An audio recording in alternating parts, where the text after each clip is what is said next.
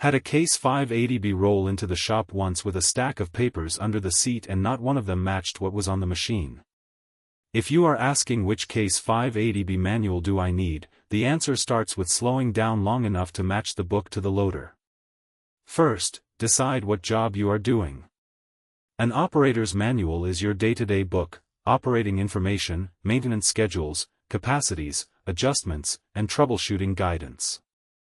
A parts manual gives you exploded views when you need to identify an assembly or component.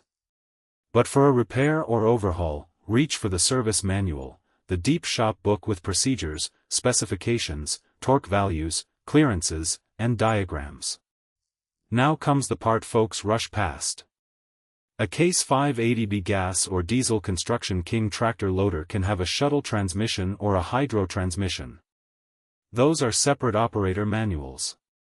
Look at the actual machine's transmission and control layout, then compare it with the full manual title. Do not trust a faded note from a previous owner, and do not order one just because 580B is in big letters. The Shuttle Operator Manual is the printed 104-page book titled for the Shuttle transmission version. The Hydro Operator Manual is the printed 92-page book titled for the Hydro transmission version, and it includes one fold-out page. If the machine and title do not plainly agree, stop and verify before you buy. For bigger work, the Case 580B TLB Construction King Service Manual covers the 580B/TLB. It is a printed 1,140-page manual with 36 oversized fold-out wiring diagrams and schematics. That is the one you want open before a repair turns into a parts pile. Here is my pro tip: make a little card with the full machine information and transmission/control match, and keep it with the manuals.